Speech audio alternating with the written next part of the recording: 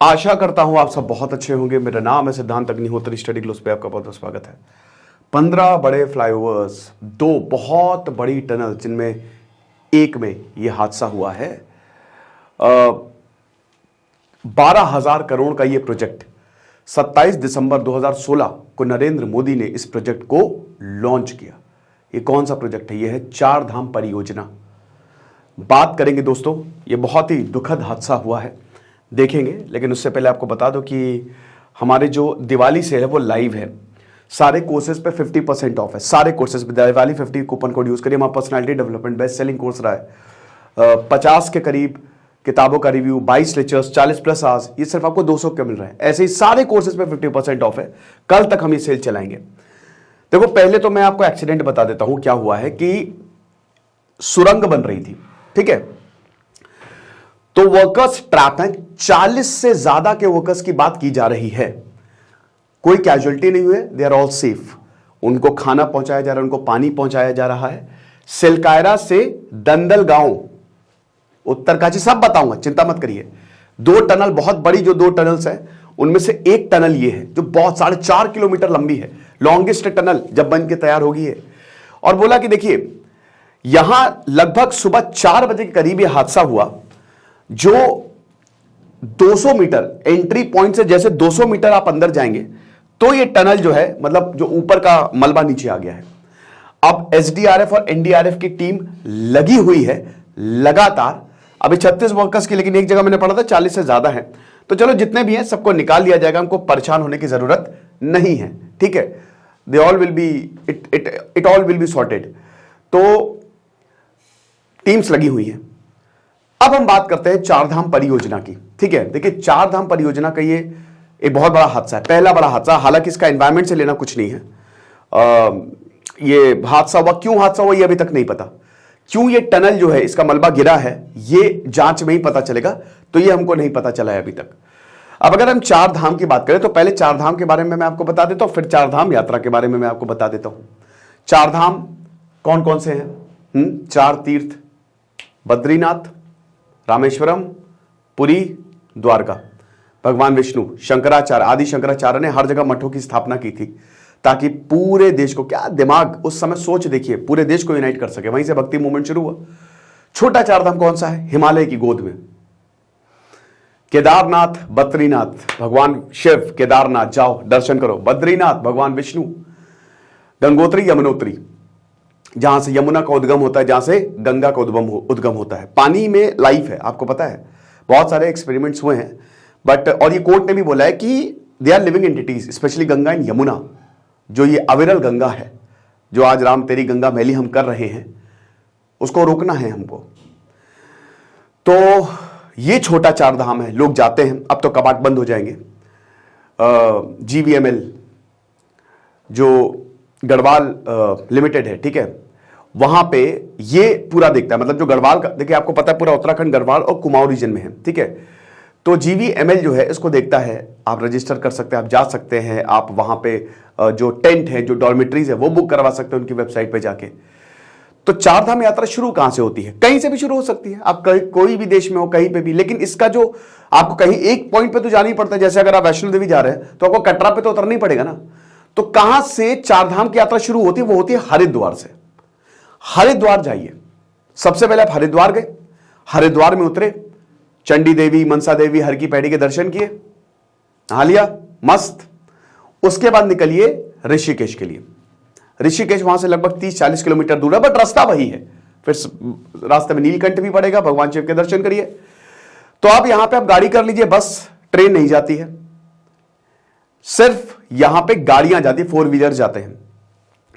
जिनको motion sickness है वो उल्टियां करते हुए जाते हैं, मेरी तरह। मुझे मोशन सिकनेस तगड़ी है, तो पहाड़ों पे मैं कोशिश करता हूं कि अपने 2 व्हीलर से ही जाऊं, है ना। कोई रेंट वेंट कर लूं, वो भी कर सकते हैं आप। बट रास्ता बड़ा लंबा है, पहाड़ी रास्ता है, ठीक है। अब वहां से आप सबसे पहले कहां पे जाएंगे? यमुनोत्री के लिए। तो ऋषिकेश से निकलिए आप यमुनोत्री के लिए। बरकोट आता है, बीच में बरकोट पड़ेगा, और बरकोट 180 किलोमीटर की दूरी पे है। यानी कि अगर आप हरिद्वार से निकलेंगे तो मान से चलिए 6 घंटा तो लगेगा ही लगेगा। बरकोट पहुंचेंगे आप, बरकोट में आराम करिए। डे 1 बरकोट में आराम किया। पूरा आपको ट्रिप प्लान बता दे रहा हूं मैं, ठीक है। वहां पे होटल सब कुछ स्टे। देखिए अभी तो कोविड के बाद खुला तो सब फुल था, बड़ा मुश्किल रही भाई, यात्रियों को इतनी भीड़ आई। लेकिन आमतौर पे ठीक रहता है, सीजन बढ़िया है। जाड़े में कपाट बंद हो जाते हैं क्योंकि इतनी बर्फ पड़ती है। तो अब यहां पे बरकोट आप जब जाएंगे तो वहां से लगभग 45 किलोमीटर की यमुनोत्री, याद रखिएगा आपको ट्रैकिंग खाली यमुनोत्री में करनी है और केदारनाथ में करनी है। बस कहां गया केदारनाथ, तो केदारनाथ में करनी है। अरे यार ये तो चलो छोड़, ये रहा कि ठीक है। तो आपको केदारनाथ में करनी है और यमुनोत्री में ही आपको ट्रैकिंग करनी है, चल के जाना है। केदारनाथ में 18 किलोमीटर का लगभग ट्रैक है और यमुनोत्री में आपका 45 किलोमीटर, यमुनोत्री तक गाड़ी जाती है आपकी, ठीक है। तो बरकोट में डे 2 सुबह उठिए, जाइए यमुनोत्री, गाड़ी बुला लीजिए, 45 किलोमीटर 1 घंटे में पहुंच जाएंगे, 1.5 घंटे 2 घंटे मान के चलिए, 2 घंटा पहाड़ी रास्ते, 2 घंटा लग जाएगा। फिर यमुनोत्री में यमुना मां का उद्गम होता है, वहां से आइए दर्शन करिए, ठीक है। वापस बरकोट आइए। अब फिर बरकोट के लिए निकलिए आप, ये इधर आप आ गए, ठीक है, उत्तर काशी पे। अब फिर आप निकलिए गंगोत्री के लिए, ठीक है। वापस बरकोट से आपको उत्तर काशी के लिए निकलना है और उत्तर काशी से गंगोत्री के लिए आप निकल जाइए, ठीक है। जिसमें अगेन शायद डिस्टेंस है, ज्यादा है, आई गेस 227-27 किलोमीटर का है, दूर दूर है भाई, ये करना पड़ेगा। तो डे 3 आप गंगोत्री के दर्शन करिए। तो पहले आप वापस आएंगे बरकोट, बरकोट से फिर उत्तरकाशी और फिर उसके बाद गंगोत्री। फिर आपको वापस आना पड़ेगा गंगोत्री से सोनप्रयाग, ठीक है। यहां पूरा नहीं आना है, आपको सोनप्रयाग आना पड़ेगा। सोनप्रयाग पहले रुद्रप्रयाग पड़ेगा, ये रास्ता कटेगा, ठीक है, आगे सोनप्रयाग है। सोनप्रयाग में फिर गौरीकुंड आ जाइए। गौरीकुंड में लगभग 18 किलोमीटर दूर है केदारनाथ, वहां से ट्रैकिंग होती है, ठीक है। भगवान शिव के दर्शन करिए। उसके बाद आप वापस आइए सोनप्रयाग और फिर आप जाएंगे बद्रीनाथ। अब ये भी बड़ा, देखिए यहां ये डिस्टेंस मैं आपको बता रहा हूं, जैसे बरकोट से आप यमुनोत्री जाएंगे तो टाइम नोट करते हुए चलिएगा। बरकोट मतलब पूरा, अगर आप हरिद्वार से पूरा एक साइड यमुनोत्री आप जैसे ही जाएंगे तो आपका 8 घंटा जाएगा, 8 से 9 घंटा, और बरकोट तक आपका 6-7 घंटा जाएगा, फिर यमुनोत्री तक आपका एक और 1 घंटा जाएगा। फिर आपको वापस आना है। वापस आने में उत्तरकाशी में भी आपको 4-5 घंटा लगने वाले हैं। उसके बाद फिर आपको गंगोत्री जाना है, उसमें भी थोड़ा टाइम लगेगा, मतलब यहां पे भी 7 घंटे गए। फिर नीचे आप आएंगे सोनप्रयाग, सोनप्रयाग से वापस गंगोत्री से फिर सोनप्रयाग आने में टाइम लगेगा, अगेन 6-7 घंटा। फिर सोनप्रयाग से आप जाएंगे केदारनाथ, उसमें भी टाइम लगेगा, वो भी भाई 180-190 किलोमीटर दूर है, ठीक है। फिर उसके बाद वापस आप सोनप्रयाग आएंगे और उसके बाद आप बद्रीनाथ के लिए जोशीमठ, ये रास्ते में जोशीमठ पड़ता जो अभी धस गया है, इन्वायरमेंटल इंपैक्ट। तो ये आप मान के चलिए कि 9-10 दिन की ट्रिप होगी, ठीक है। और जब 9-10 दिन की ट्रिप होगी, बहुत ज्यादा इसमें आपको ट्रैवल करना है, तो इसीलिए भाई ये यात्रा आसान नहीं है। तो अब इसको आसान करने के लिए एक 4 धाम प्रोजेक्ट जो है वो बनाया जा रहा है, ठीक है। 27 दिसंबर 2016 को इस प्रोजेक्ट की इसको लॉन्च किया था नरेंद्र मोदी ने। अब कंप्लीट होना था इसको 2021 में, डिले हुआ। अब 70% बता रहे काम इसका हो गया है। हमारे प्रोजेक्ट डिले होते ही होते हैं।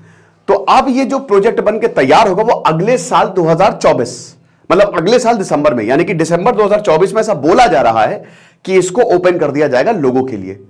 तो अब ये देख सकते हैं आप, ये हाईवे बनाए जाएंगे, क्योंकि देखिए रोड इतनी चौड़ी, कहते हैं ना कि भाई पहले तो ऐसा था, अब तो फिर भी बहुत इंप्रूवमेंट है। मुझे याद है जब मेरी नानी गई थी, वो नानी मेरी जाती रहती थी हर 2-3 साल में। पहले के लोग फिट बहुत होते थे यार, वो 70 साल की उम्र में भी चली गई थी एक बार।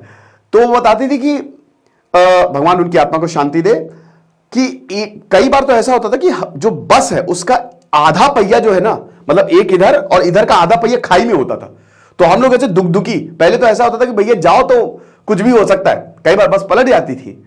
लेकिन अब रोड को चौड़ा किया जा रहा है ना, क्योंकि बहुत पतली पतली रोड हो जाती है। एक तरफ अगर आप आ गए तो जाने का भी रास्ता, तो रोड को चौड़ा और 4 धाम प्रोजेक्ट जो है वो बनाया जा रहा है। तो अब इसमें बहुत सारे हाईवेज को जोड़ा जाएगा और हाईवेज बनाया जाएगा। तो इसमें सबसे पहले तो ऋषिकेश और रुद्रप्रयाग वाले, ये वाला जो हाईवे है ये NH58, ये 140 किलोमीटर का हाईवे होगा, ठीक है। यहां से सीधा आप, क्योंकि रुद्रप्रयाग से आप सीधा जाएंगे यमुनोत्री, और यहां से आप वापस इधर, खैर इधर तो बीच में सोनप्रयाग आता है, बट अगर आपको 4 धाम प्रोजेक्ट से जाना है जो पूरा होगा, तो आपको वापस ऋषिकेश आना पड़ेगा और उसके बाद आप रोड से निकलेंगे। फिर उसके बाद रुद्रप्रयाग से माना तक, यहां तक जब ऊपर तक जब आप जाएंगे तो ये भी लगभग आपका 160 किलोमीटर के करीब है। फिर धरासू से यमुनोत्री, ये ऊपर, ये वाला ऊपर वाला जो प्रोजेक्ट है, ठीक है, ये आपका लगभग 95 किलोमीटर है। रुद्रप्रयाग गौरीकुंड, ये वाला देखो, रुद्रप्रयाग गौरीकुंड, ये वाला गौरीकुंड से फिर आप गंगोत्री निकलोगे तो ये 76 किलोमीटर का है। पिथौरागढ़ से टनकपुर, वाह क्या बात है। ठीक है, तो इधर वाला पिथौरागढ़ से टनकपुर 150 किलोमीटर का है। तो ये प्रोजेक्ट का खाका है कि कौन कितना, तो हर डिस्टेंस आप 70-80 किलोमीटर देख रहे हो, बट ओरिजिनल डिस्टेंस अगर आप देखोगे तो कितना है, ओरिजिनल डिस्टेंस भाई इससे ज्यादा है, 40-50 किलोमीटर। यानी कि अगर आप जब चारधाम प्रोजेक्ट रेडी होगा तो आपका यात्रा का टाइम घट जाएगा। टनल से बनाई जा रही है ना, पहाड़ खोद के, भाई पहाड़ घूम के जाओ, नहीं तो पहाड़ खोद दो, तो टनल से बताई जा रही है। और इसी एक टनल में हादसा हो गया। 4.5 किलोमीटर की एक टनल है, और ये टनल अब जैसे यमुनोत्री वाला पूरा का पूरा, तो ये यमुनोत्री का जो डिस्टेंस है, ठीक है, वो लगभग 26 किलोमीटर तक घटा देगा। तो 26 किलोमीटर घटा यानी कि 1 घंटा घटा, तो बहुत बढ़िया है ये। 1 घंटा क्या मतलब 40-50 मिनट आप मान के चलिए, तो टाइम आपका बचेगा, पेट्रोल आपका बचेगा, खर्चा कम होगा। तो ये बहुत, बट इसके एनवायरमेंटल कंसर्न्स है। एनवायरमेंटल कंसर्न्स है भाई, सबसे पहली बात तो यही है कि इकोलॉजिकल इंपैक्ट इसका भयानक है। ये सब इको सेंसिटिव जोन में आता है। क्या क्लियरेंस लिया गया, लगातार यहां पे प्रोजेक्ट चलाए जा रहे हैं। जोशीमठ ऑलरेडी धंस गया है, इस वजह से जो लगातार टनल प्रोजेक्ट चल रहे हैं, ऊपर से पानी लीक होता रहता है, पूरा शहर नीचे चला गया। ठीक है, ये एनवायरमेंटल, अभी कितना न्यूज में था ये कि जोशीमठ जितने भी लोग हैं बोला खाली कर दो, सारे घरों में दरारें, तो इको सेंसिटिव जोन है, तो एनवायरमेंटल क्लियरेंस लिया। दूसरी बात भाई इकोलॉजिकल, इतने सारे जानवर कहां जाएंगे, फूड चेन पे इंपैक्ट पड़ेगा, सबसे बड़ी बात। ठीक है, टूरिज्म को बढ़ावा देने के लिए है ये। तीसरा, देखिए कुछ लोग तो सिर्फ ऐसे ही जाते हैं, ठीक है, बस नाम है बद्रीनाथ केदारनाथ, कुछ नहीं। कुछ लोग तो खाली पहाड़ देखने जाते हैं, छुट्टियां मनाने जाते हैं, घूमने जाते हैं, और हम अपने पहाड़ों का कर क्या रहे हैं, हमने अपने पहाड़ों को बर्बाद कर दिया है। एकदम अकल नहीं, अकल से पैदल बेवकूफ कुछ लोग, बता रहे हो इतने बेवकूफ कि कहीं पे भी कूड़ा फेंक देंगे। ठीक है, कहीं पे भी पॉलीथीन। मैं अभी गया था दोस्तों शिमला, ठीक है, वहां पहाड़ पे जो टूरिज्म, इतनी गंदगी, इतनी, कहीं कुछ भी पड़ा हुआ है, रैपर पड़े हुए हैं, तो भाई क्या कर, साफ रखो मेरे भाई। क्या, तो इसमें यह भी डर है कि ये जो टूरिस्ट है वो किस तरीके से इसको बर्बाद करेंगे, ये अभी देखना बाकी है। ये प्रोजेक्ट अच्छा है, नो डाउट, ये project it is very very important, बहुत अच्छा प्रोजेक्ट है, बट इकोलॉजी को देखते हुए इस प्रोजेक्ट को चलाना चाहिए। तो ये बड़े बड़े कंसर्न्स है कि हम बना तो रहे हैं, लेकिन ये इसमें क्या सबकी, लेकिन फिर ठीक है भी है दोस्तों, अगर आप देखो, क्योंकि ये हमको चाहिए। और देखिए बद्रीनाथ केदारनाथ, ये आज से यहां पे टूरिस्ट नहीं आ रहे हैं, यहां पे टूरिस्ट 200 300 400 सालों से आ रहे हैं। लेकिन मैंने क्या बताया कि अभी अगर हाल में बात करें तो जो भारत का टूरिस्ट है ना, वो जहां जाता है वो गंदगी मचा के आता है। ठीक है, स्पेशली पहाड़ों पे। तो इसीलिए ये हमको देखना पड़ेगा, ध्यान देना पड़ेगा कि कहीं ऐसा तो नहीं कि टूरिस्ट गड़बड़ करे, कुछ दिक्कत करे। सारे नहीं, कुछ बहुत बढ़िया होते हैं, लेकिन कुछ टूरिस्ट को पता नहीं, वो उनको चुल्ल मस्ती कि फेंक दो यहाँ, तो ऐसा मत करे। अगर आपको कुछ फेंकना भी है तो उसको भाई रख लो, अपने बैग में रख लो, होटल जाना वहां पे कूड़ेदान में फेंक देना, कहीं अगर डस्टबिन फेंके वहां पे फेंक देना। ओके, तो ये एक बड़ा दिक्कत है। बट फिलहाल जो है सो है। अच्छा, जो टनल कोलैप्स हुई है उसका कोई लेना देना नहीं है इन्वायरमेंटल इंपैक्ट से, वो ह्यूमन एरर है। अब देखेंगे वो कैसे हुआ हादसा। ठीक है, तो ये लेक्चर था, आई होप आपको समझ में आया होगा। बाकी 50% सेल है, कोर्स को अवेल करें, मजा आ जाएगी। Thank you so much.